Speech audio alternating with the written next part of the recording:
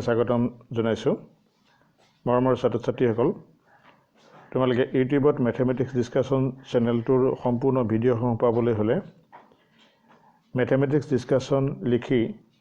বুবুল পূজাৰী বুলি যদি চাৰ্চ কৰা, তেতিয়াহ'লে এই চেনেলটোত থকা সকলোবিলাক গণিতৰ নৱম আৰু দশম শ্ৰেণীৰ গণিতৰ পাঠ্যক্ৰমৰ আলোচনা তোমালোকে দেখিবলৈ পাবা। নাইবা BP ক্লাছেছ বুবুল পূজাৰী চাৰ্চ কৰিলেও এই চেনেলটোত থকা ভিডিঅ'সমূহ অৰ্থাৎ নৱম আৰু দশম শ্ৰেণীৰ পাঠ্যক্ৰমৰ ভিত্তিত আগবঢ়োৱা ভিডিঅ'সমূহ দেখিবলৈ পাবা। আজিৰ খণ্ডত আমি 4.3 অনুশীলনীৰ শেষৰ প্ৰশ্নটোলৈ আগবাঢ়িছোঁ। যিহেতু ইয়াৰ আগৰ পাঠত আমি আগৰ খণ্ডত তাৰ আগৰ প্ৰশ্ন 7 নম্বৰ প্ৰশ্নলৈকে শেষ কৰিছিলোঁ। আজি 8 নম্বৰ প্ৰশ্নটো চাইছোঁ। আমেৰিকা যুক্তৰাষ্ট্ৰ, কানাডা আদিৰ দৰে দেশত উষ্ণতাক ফাৰেনহাইট এককেৰে জোখা হয়, কিন্তু ভাৰতৰ দৰে দেশত ইয়াক চেলছিয়াছ এককেৰে জোখে। তলত এটা ৰৈখিক সমীকৰণ দিয়া হ'ল, যিটোৰ সহায়ত ফাৰেনহাইটক চেলছিয়াছলৈ পৰিৱৰ্তন কৰা হয়। সেইটো হ'ল F = 9/5 × C + 32। অৰ্থাৎ এটা সম্পৰ্ক দিছে ফাৰেনহাইট স্কেল আৰু চেলছিয়াছ স্কেলৰ মাজত এটা সম্পৰ্ক। F মানে ফাৰেনহাইট বুজাইছে আৰু C মানে চেণ্টিগ্ৰেড বা চেলছিয়াছ স্কেল বুজাইছে। এতিয়া এই স্কেলটোৰ সহায়ত আমাক কেইটামান প্ৰশ্ন দিছে। চেলছিয়াছৰ বাবে X অক্ষ আৰু ফাৰেনহাইটৰ বাবে Y অক্ষ ধৰি ৰৈখিক সমীকৰণৰ এটা লেখ অংকন কৰিব লাগে। গতিকে লেখ অংকন কৰিবৰ বাবে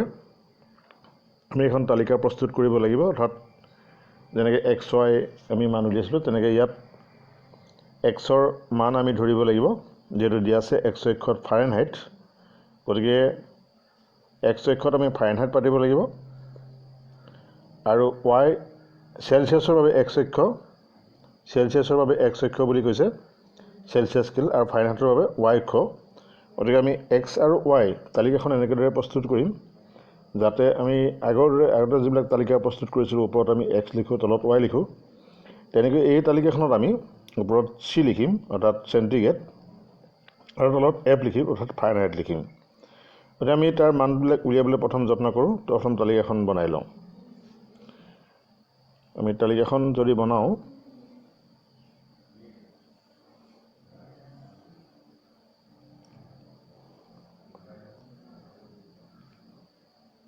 ওপৰত আমি পাতিব লাগিব চেণ্টিগ্ৰেড, যিহেতু X অক্ষ বুজাইছে,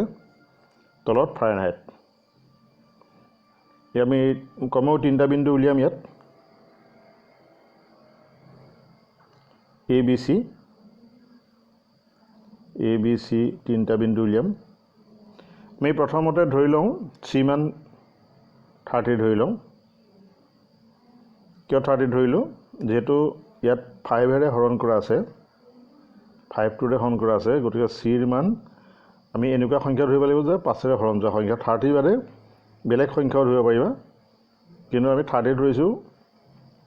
এনেই মানটো উলিয়াবৰ বাবে। ইয়াত যিহেতু এটা প্ৰশ্ন আছে 30 ডিগ্ৰী চেণ্টিগ্ৰেড এই উষ্ণতাত, 30 ডিগ্ৰী চেণ্টিগ্ৰেড উষ্ণতা যদি হয় তেন্তে ফাৰেনহাইট স্কেলত কিমান, গতিকে তাৰ আমি প্ৰথম মানটো ইয়াৰ পৰা আমি উলিয়াবলৈ যত্ন কৰিছোঁ। গতিকে F = যদি আমি পাতোঁ 9/5 × 30 + 32। গতিকে 5ৰে 30 কটাকটি যাব 6। 9 পূৰণ 6, 9 × 6 মানে 54 + 32। গতিকে তাৰ মানটো হ'ব 68। গতিকে Fৰ মানটো হ'ব তেতিয়া 86। গতিকে আমি 30 ডিগ্ৰী যদি ধৰোঁ, তেতিয়াহ'লে আমি Fৰ মানটো পাম 86 পাতিলোঁ। আৰু এটা মান আমি উলিয়াওঁ 0 ডিগ্ৰী যদি হয়, যদি Cৰ মান 0 ডিগ্ৰী হয় তেতিয়া কিমান হ'ব আমি চাওঁ। Cৰ মান আমি 0 পাতি দিওঁ, এই অংকটোত আমি 0 পাতি দিওঁ। তেতিয়া এফৰ মানটো হ'ব 9/5 * 0 + 32 অৰ্থাৎ এই গোটেই ৰাশিটোৰ মান 0 হৈ পৰিব তেতিয়া তাৰ মানটো হ'ব 32 গতিকে 0 ডিগ্ৰী পাতিলে 0 পাতিলে চিৰ মান আমি এফৰ মান পাতিম 32 এতিয়া আৰু এটা মান আমি উলিয়াই চাওঁ এটা মাইনাছত মান উলিয়াই চাওঁ যিকেইটা আমি মান উলিয়াওঁ যাতে আমি প্ৰশ্নসমূহ উত্তৰ কৰাটো সুবিধা হয় এটা আমি এটা মাইনাছ মান পাতোঁ 9/5 চিৰ মান আমি পাতিলোঁ -40 + 32 তেতিয়া 5 40 যাব 8 বাৰ তেতিয়া ইয়াত যাব -72 + 32 গতিকে -72 + 42 মানে -40 গতিকে চিৰ মান যদি -40 পাতোঁ তেতিয়া আমি এফৰ মান পাম -40 এই প্ৰশ্নসমূহ আমি ধৰিছোঁ নিৰ্দিষ্ট এটা উত্তৰৰ কাৰণে তোমালোকে যিকোনো মান ধৰি গ্ৰাফ আঁকিব পাৰিবা যে এইকেইটা মানে যে ধৰিব লাগিব কথা নাই এতিয়া আমি এই মানসমূহ গ্ৰাফ কাগজত অংকন কৰিলে তাৰপিছত আমি তাৰ উত্তৰসমূহ উলিয়াব পাৰিম আমি উত্তৰসমূহ উলিয়াব পাওঁতে প্ৰথম আমি চালোঁ যে প্ৰথম চুকত বহিব আৰু 3 নম্বৰটো 3 নম্বৰ চুকত বহিব যিহেতু দুইটা মাইনাছ আছে চি বিন্দুটো 3 নম্বৰ চুকত বহিব যিহেতু দুইটা মাইনাছ আছে আমি প্ৰথম মানটো বহাবলৈ চাওঁ 3076 গতিকে ইয়াত আমি নিৰ্দিষ্ট একক ল'ব লাগিব 11ত যদি আমি 4কে ধৰোঁ তেতিয়া 76ত যাব 19 ঘৰ আৰু 30ত যাব 7 ঘৰ আধা তো আমি 11ত 4কে ধৰোঁ যিটো চিৰ মান x অক্ষত ধৰিবলৈ কৈছে গতিকে 30 আছে গতিকে ইয়াত আমি এককটো লিখি লওঁ 4 ঘৰ সমান 1 একক 1 একক ধৰি আমি লেখ আঁকিম গতিকে আমি 4 ঘৰ ধৰোঁ যেহেতু প্ৰথম মানটো আছে 30 x অক্ষত 30 যাব গতিকে 1 2 3 4 5 6 7 4 7 80 হ'ব 28 হ'ব 28ৰ আধা হ'ব অৰ্থাৎ মাজত হ'ব আৰু ইফালে আছে 76 ওপৰফালে 19 ঘৰ যাব 1 2 3 4 5 6 7 8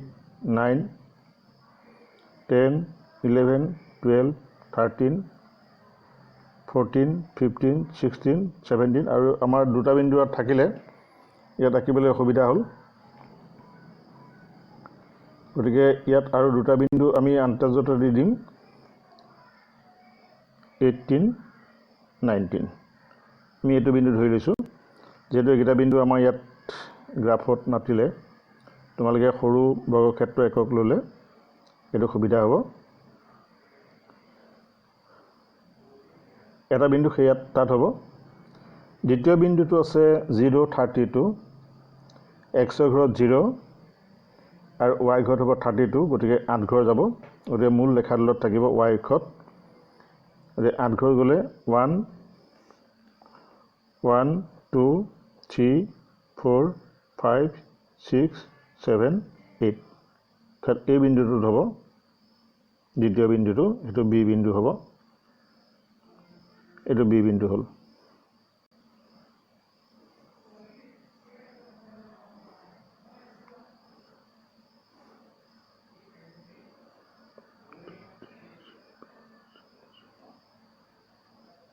এইটো বিন্দু হ'ব বি বিন্দু ওপৰটো বিন্দু হ'ব এ বিন্দু আৰু এটা বিন্দু আমাৰ আছে যেটো 40 40 - 40 40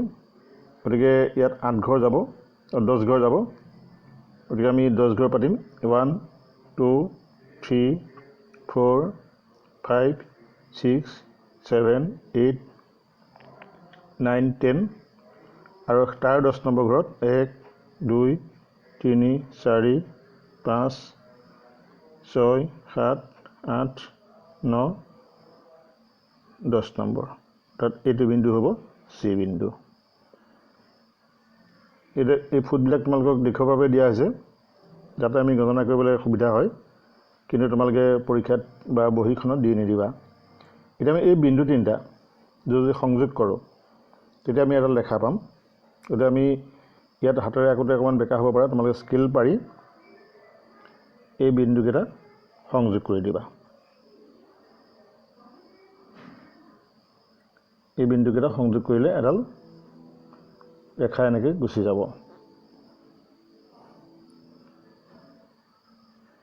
গতিকে ইয়াৰ পৰা আমি এডাল লেখ পালোঁ এতিয়া লেখৰ পৰা কেইটামান সমাধান আমাক উলিয়াবলৈ দিছে যে উষ্ণতা যদি 30 ডিগ্ৰী হয় তেন্তে ফাইনেল স্কেলত কিমান আমি গ্ৰাফত মান উলিয়াই দিছোঁ যে 30 ডিগ্ৰী যদি হয় ফাইনেল স্কেলত মান হ'ব 86 গতিকে 2 নম্বৰ প্ৰশ্নটোৰ উত্তৰ হ'ব 86 ডিগ্ৰী ফাৰেনহাইট প্ৰথম প্ৰশ্নটোৰ উত্তৰ হ'ল যদি উষ্ণতা 95 ডিগ্ৰী চেণ্টিগ্ৰেড 95 ডিগ্ৰী ফাৰেনহাইট তেন্তে এই উষ্ণতা চেলচিয়াছত কিমান যদি ইয়াত 95টো আমি ইয়াত আঁকিবলৈ অসুবিধা আছে যেহেতু 95টো আমাৰ নাথাকে আমি 76লৈকে একোতে গণগোল হৈছে গতিকে সেইটোত আমি নোৱাৰিম গতিকে তোমালোকে গ্ৰাফত আঁকিব পাৰিবা আমি গ্ৰাফৰ পৰা তাত মান লিখিব পাৰিম 3 নম্বৰটো 4 নম্বৰ প্ৰশ্নটো দিছে যে 0 ডিগ্ৰী চেণ্টিগ্ৰেড উষ্ণতাত তেন্তে ইয়াৰ ফাৰেনহাইটত কিমান হ'ব যেটো আমি পাইছোঁ 0 ডিগ্ৰী চেণ্টিগ্ৰেড যদি হয় তেতিয়া 32 ডিগ্ৰী হ'ব ফাৰেনহাইট সেইটো আমি উলিয়াই থৈছোঁ 0 ডিগ্ৰীত হ'ব 32 যে x অক্ষত 0 হ'লে y অক্ষত যেহেতু 32 হ'ব কাৰণ আমি এইটো পাই থৈছোঁ এই মানটো তাৰপিছত আমি পাম কোনো এটা উষ্ণতা আছে নেকি যিটো ফাৰেনহাইট আৰু চেলচিয়াছ দুয়োটাতে সাংখ্যিকভাৱে একে যদি আছে নিৰ্ণয় কৰিব লাগে আমি দেখিছোঁ এই উষ্ণতাটো চি বিন্দুটো প্লাছ -40 সেই বিন্দুটো আমি তালিকাটো দেখিছোঁ যে চেণ্টিগ্ৰেড স্কেলতো -40 হৈছে আৰু ফাৰেনহাইট স্কেলতো -40 হৈছে গতিকে সেইটো দুটা উষ্ণতাৰ ক্ষেত্ৰত একে হ'ব গতিকে ইয়াৰ উষ্ণতা হ'ব -40 ডিগ্ৰী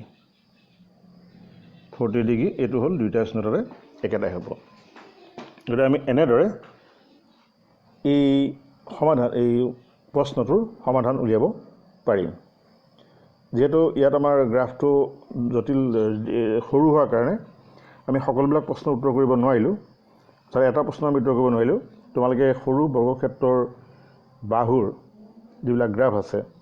সেই গ্ৰাফ কাগজ ব্যৱহাৰ কৰি এই যিটো আমি প্ৰশ্ন ইয়াত 95 ডিগ্ৰী ফাৰেনহাইট অৰ্থাৎ 3 নম্বৰ প্ৰশ্নটোত উত্তৰটো তোমালোকে উলিয়াব পাৰিবা গতিকে আমি 95 ডিগ্ৰী ফাৰেনহাইটত চেলচিয়াছত কিমান হ'ব অৰ্থাৎ যেতিয়া y মান 95 হ'ব আমি গ্ৰাফডাল যদি আগবঢ়াই দিওঁ এনেকৈ যদি আমি আগবঢ়াই দি যাওঁ এটা উষ্ণতাত 95 হ'বগৈ আৰু সেই 95ত আমি এনেকৈ টানিলে x বিন্দু যিটো বিন্দু কাটিব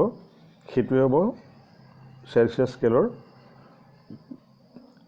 স্কেলৰ মাপ হ'ব যদি আমি তাৰ পৰা মানটো উলিয়াব পাৰিম অৰ্থাৎ 95ত এইটো যদি 95 হয় তেতিয়াহ'লে 95ত x অক্ষত কি বিন্দুত কাটিব সেই তাৰ পৰা আমি মানটো উলিয়াব পাৰিম এতিয়া তোমালোকে এই অনুশীলনী প্ৰশ্নসমূহ নিশ্চয় পাৰিবা ইয়াৰ পিছৰ অধ্যায়টোলৈ আমি আগবাঢ়িছোঁ এই পাঠটোত আমি এটা বেলেগ প্ৰকাৰৰ ৰৈখিক সমীকৰণৰ বিষয়ে আলোচনা কৰিম যিবিধ সমীকৰণৰ আমি লেখ আঁকিবলৈ কেনেকুৱা হ'ব আমি নখ আঁকি গম পাম তেনেকুৱা এবিধ সমীকৰণৰ মই নাম কৈছোঁ যে x equal to সমীকৰণ অৰ্থাৎ আমি এনেকৈও লিখিব পাৰোঁ যে x - 2 ইজ ইকুৱেল 0 বা আমি যদি প্ৰামাণিক ৰূপত লিখিব পাৰোঁ এনেকৈ পাৰিম 0 ইনটু আমি লিখিব পাৰিম x plus 0 into y minus 2 is equal 0 এইটো প্ৰামাণিক ৰূপত হ'ব ax plus by plus c equal 0 য'ত b মানটো 0 হৈছে এনেকুৱা সমীকৰণবিলাকৰ লেখ কেনেকুৱা হ'ব আমি যদি আলোচনা কৰোঁ যে x ইকুৱেল 2 সমীকৰণৰ লেখ হ'ব এনেকুৱা এটা লেখ যি সমীকৰণৰ লেখটো আমি আঁকিলে y অক্ষৰ লম্ব হ'ব y অক্ষৰ সমান্তৰাল হ'ব আৰু x অক্ষত লম্ব হ'ব তাত আমি ইয়াৰ যদি তালিকাৰ সহায়ত মান উলিয়াবলৈ চাওঁ আমি তালিকা এখন উলিয়াব পাৰিম এনেকুৱা ধৰণৰ তালিকা আগৰ যেনেকৈ আমি তালিকা বনাইছিলোঁ x y পাতিলোঁ xৰ মান তুমি সদায় 2 পাতিবা যিকোনো মানৰ ক্ষেত্ৰত যেটো x ইকুৱেল 2 আছে y মান তোমাৰ মনৰ ইচ্ছা মতে যি পাতিব পাৰা 5 -6 2 বা 6 7 যিকোনো মান পাতিব পাৰা এই মানসমূহ যদি আমি তালিকাত বহাওঁ 2 5 2 1 2 3 4 5 এইটো বিন্দু হ'ব 2 5 আনতে 2 6 2 6 তাৰ পিছৰ বিন্দুটো হ'ব আৰু হ'ব 2 -6 2 7 2 7 হ'ব অৰ্থাৎ 2 5 আৰু 7 আৰু 2 আছে 2 -6 1 2 3 4 5 6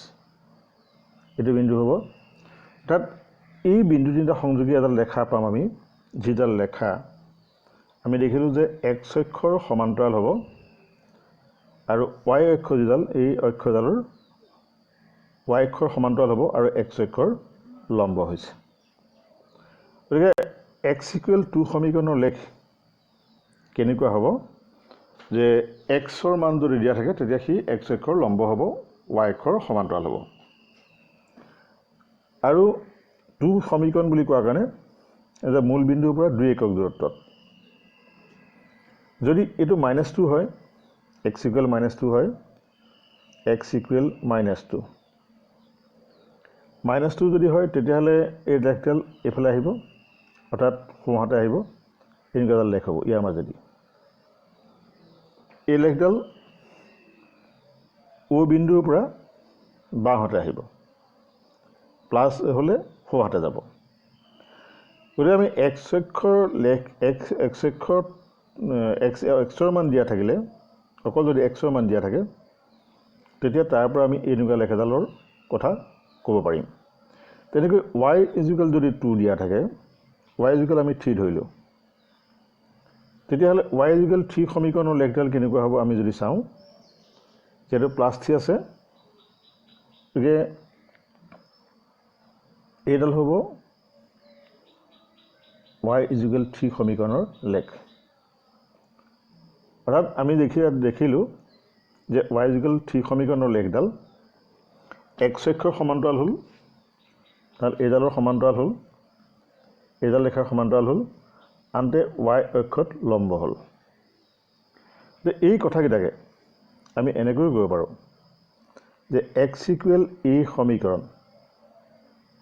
সমীকৰণৰ লেখ কেনেকুৱা হ'ব যে x ইকুৱেল এই সমীকৰণৰ লেখ হ'ব x অক্ষৰ লম্ব y অক্ষৰ সমান্তৰাল x অক্ষৰ লম্ব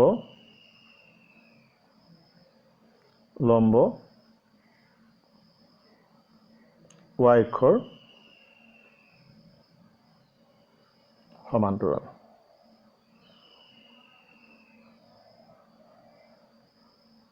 সমান্তৰাল x ইকুৱেল a আৰু মূল বিন্দুৰ পৰা মূলবিন্দুৰ পৰা সোঁহাতে প্লাছ থাকিলে সোঁহাতে মাইনাছ থাকিলে বাওঁহাতে হ'ব এ একক দূৰত্বত যিটো একক দিয়ে এ একক দূৰত্বত থকা ৰেখা হ'ব x ইকুৱেল এই সমীকৰণৰ লেখ হ'ব x অক্ষৰ লম্ব y অক্ষৰ সমান্তৰাল মূলবিন্দুৰ পৰা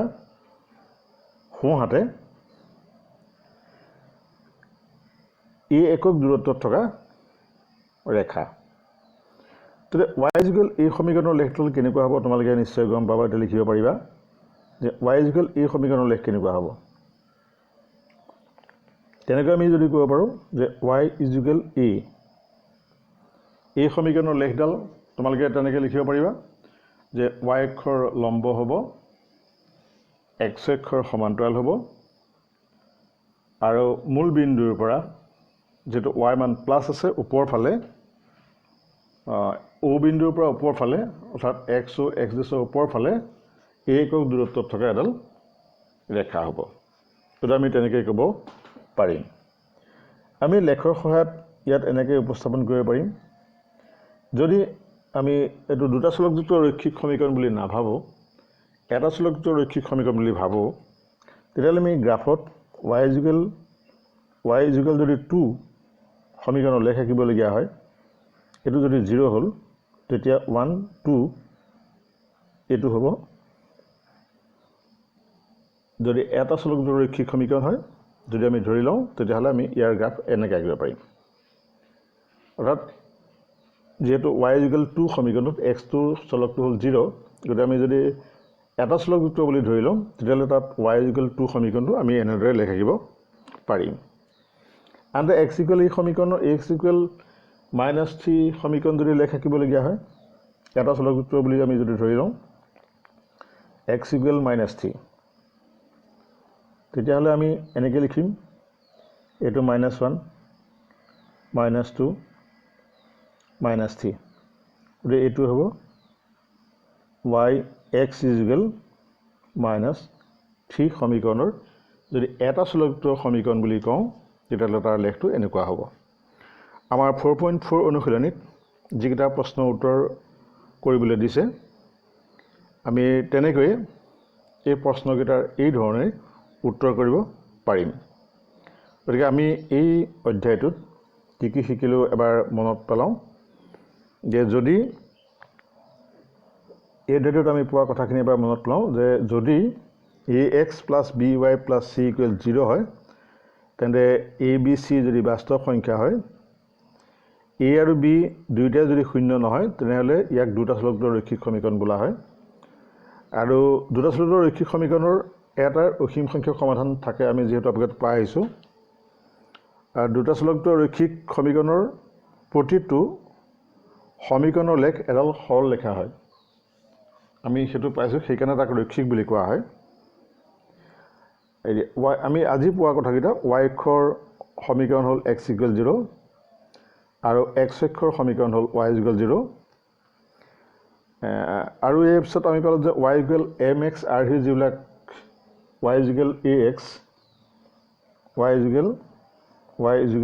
ax